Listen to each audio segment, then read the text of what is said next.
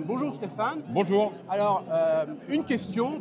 Tu as beaucoup travaillé sur le dossier de la séparation entre le vente et le conseil des produits phytosanitaires. Le président semble être très attaché à cette séparation, ce qui n'est pas ce que souhaite aujourd'hui la coopérative. On en est où sur le dossier et quelles sont les perspectives à donner au monde coopératif et aux négociants d'ailleurs? Oui, le président est très attaché à ce sujet parce que c'était un engagement de campagne et nous l'avons fait dans Egalim.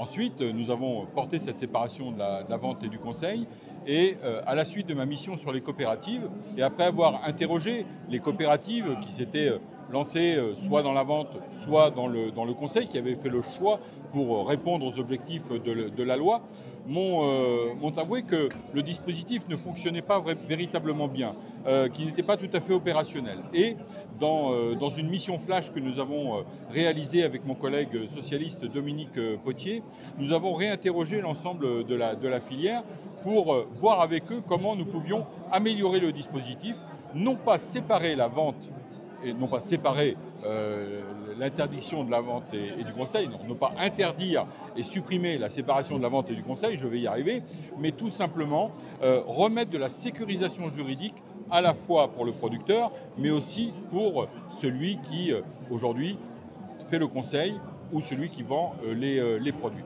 Et donc nous avons fait un certain nombre de propositions sur le sujet et nous souhaitons dans les semaines à venir pouvoir avoir une discussion avec le ministère de l'Agriculture, bien évidemment, pour regarder comment nous pouvons rendre plus efficace cette séparation de la vente et du conseil et redonner de la sécurité juridique aux différents acteurs qui y participent.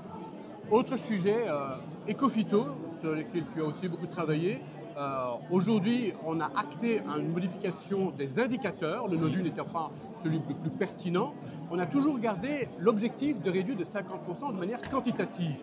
Mais une réduction quantitative n'implique pas une réduction de risque, ni pour la santé, ni pour l'environnement.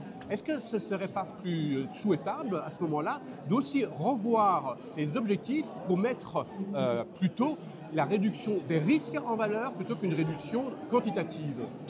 Mais il faut travailler sur les deux sujets, à mon avis. Et puis, je veux tordre le cou à une idée reçue qui dit qu'on a supprimé Ecophyto ou que Ecophyto a été abandonné. Non. Il y a une pause sur Ecophyto aujourd'hui pour regarder la trajectoire qui doit être la nôtre. Quelle trajectoire soutenable pour les producteurs, financièrement, techniquement, technologiquement, quelle trajectoire avec les instituts techniques, l'innovation, la recherche, nous pouvons mettre en place pour que tout ça soit soutenable. Comment est-ce que nous redonnons des objectifs qui soient à la fois quantifiables, mais aussi tenables dans le temps et sur l'objectif de diminution d'utilisation des intrants et des produits phytosanitaires. Alors bien évidemment, nous devons travailler sur la diminution de l'utilisation des produits phytosanitaires, mais aussi, moi je crois, travailler sur la notion de risque, bien évidemment, en fonction de tel ou tel produit sanitaire et faire en sorte que nous puissions concilier les deux. C'est un chemin qui peut être compliqué parfois, certainement très difficile à mettre en œuvre, mais je pense que dans la nouvelle mouture d'Ecophyto que nous souhaitons pouvoir mettre en place, il faudra remettre tout le monde autour de la table pour définir clairement à la fois des objectifs soutenables et puis